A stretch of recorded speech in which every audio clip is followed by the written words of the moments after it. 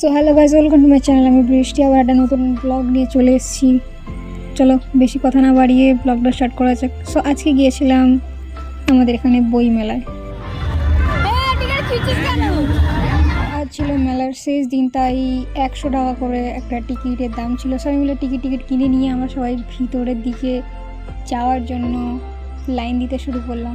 So তারপরে কিছুক্ষণ পরে আমরা ভিতরে ঢুকে গেলাম, দেখলাম যে ওখানে কত ভিড়, কত মানুষ। সো তারপরেই একটুখানি যেতেই হঠাৎ ইচ্ছে করলো যে ওই ঝোলাটা ঝোলা, তাই অনেক কোনো কথা না বাড়িয়ে সব বন্ধুরা লাইফে সেকেন্ড টাইম উঠছি। তারপরে একটু লাইনে দাঁড়ানোর পরে আমরা উঠে গেলাম ঝুলাতে। তারপরে দেখলাম যে আমার বন্ধুরা বোনাই এসছে, তাই জন্য সে তার সাথে একটু মজা মারছিল। সো দেন তারপরে ঝুলা স্টার্ট হচ্ছিল। আমার তো ভীষণ ভয় লাগছিল, কারণ আমি ঝুলা দেখে। তারপরে আমরা একটু আড্ডা মারতে মারতে ঝুলাটা স্টার্ট হলো।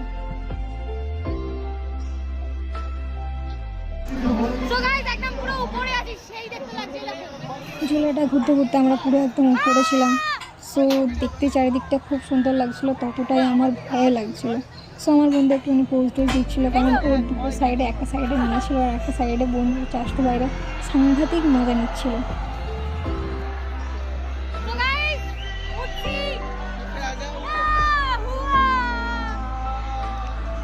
যেহেতু আমরা সেদিনকে লাস্ট গিয়েছিলাম 10 টাকার টিকিট, আমরা 100 টাকা দিয়ে কিনেছিলাম। সো ওখানে আমাদের মোহাম্মদ ফ্রাইজ এসেছিলো, তাই জন্য ওখানে বড্ড বেশি ভিড় ছিল।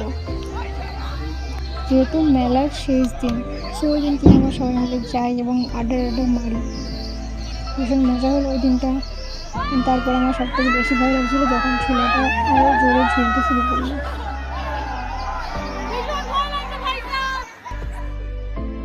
মোহাম্মদ ফ্যাজের খামোশিয়া গানটা সত্যি অসম লাগছিলো, তার থেকেও বেশি অনেক ভয় লাগছিলো। তারপরে কিছুক্ষণ পরে ঝোলাটা অনেক জোরে জোরে ঝুলতে শুরু করলো, সেখানে আমার ফাটছিল সাংঘাতিক।